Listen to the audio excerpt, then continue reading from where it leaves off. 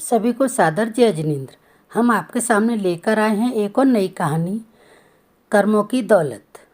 एक राजा था जिसने अपने राज्य में क्रूरता से बहुत सी दौलत इकट्ठा करके एक तरह शाही खजाना आबादी से बाहर जंगल एक सुनसान जगह पर बनाए तय खाने में सारे खजाने को खुफिया तौर पर छुपा दिया था। खजाने की सिर्फ 2 चाबियां थी। एक चाबी राजा के पास और एक उसके खास मंत्री के पास थी। इन दोनों के अलावा किसी को भी उस खुफिया खजाने का राज मालूम न था। एक रोज़ किसी को बताए बगैर राजा अकेले अपने खजाने को देखने निकला। तहखाने का दरवाज़ा खोलकर अंदर दाखिल हो गया और अपने खजाने को देख देख कर खुश हो रहा था और खजाने की चमक से सुकून पा रहा था। उसी वक्त मंत्री भी उस इलाके से निकला और उसने देखा कि खजाने का दरवाज़ा खुला है।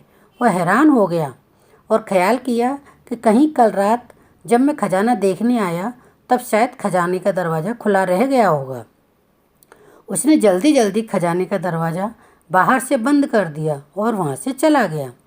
उधर खजाने को निहारने के बाद राजा जब संतुष्ट हुआ और दरवाजे के पास आया तो ये क्या, दरवाज़ा तो बाहर से बंद हो गया था। उसने ज़ोर ज़ोर से दरवाज़ा पीटना शुरू किया, पर वहाँ उनकी आवाज़ सुनने वाला उस जंगल में कोई न था। राजा चिल्लाता रहा, पर अफसोस कोई न आया। वो थक हार के खजाने को देखता रहा। अब राजा भूख और पानी की प्यास से बेहाल हो रहा था। पागलों सा हो गया। वो रेंगता रेंगता हीरों के संदूक के पास पहुंच गया और बोला, ए दुनिया के नायब हीरो, मुझे एक गिलास पानी दे दो। फिर मोती सोने चांदी के पास गया और बोला, ए मोती चांदी सोने के खजाने, मुझे एक वक्त का खाना दे दो।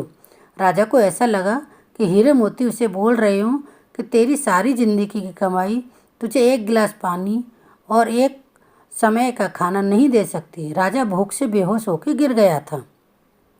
जब राजा को होश आया तो सारे मोती हीरे बिखेर के दीवार के पास अपना बिस्तर बनाया और उस पर लेट गया। वो दुनिया को एक पैगाम देना चाहता था, लेकिन उसके पास कागज़ और कलम नहीं था। राजा ने पत्थर से अपनी उंगली फोड़ी और बहते हुए खून से दीवार पर कुछ लिख दिया। उधर मंत्री और पूरी सेना लापता राजा को ढूंढते रहे, पर बहुत दिनों तक राजा न मिला। तो मंत्री राजा के खजाने को देखने आया। उसने देखा कि राजा हीरे जवाहरात के बिस्तर पर मरा पड़ा है और उसकी लाश को कीड़े मकोड़े खा रहे थे। राजा ने दीवार पर खून से लिखा हुआ था कि ये सारी दौलत एक घूंट पानी और एक निवाला नहीं दे सकी। यही अंतिम सच है। आखिरी समय आपके साथ आपके कर्मों की दौलत जाएगी। चाहे आप कितनी बेईमानी से हीरे, पैसा, सोना, चांदी इकट्ठा कर लो, सब यहीं रह जाएगा। इसीलिए जो जीवन आपको प्रभु ने उपहार स्वरूप दिया है, उसमें अच्छे कर्म, लोगों की भलाई के काम कीजिए, बिना किसी स्वार्थ के, और अर्जित कीजिए अच्छे कर्मों की अनमोल दौलत जो आपके सदैव काम आएगी। तो ये थी आज की शिक्षाप्रद कहानी, कर्मों की दौलत। मुझे उम्मीद है आपको बहुत पसंद आई होगी। एक बार पुनः आप सभी को जय जिनेंद्र।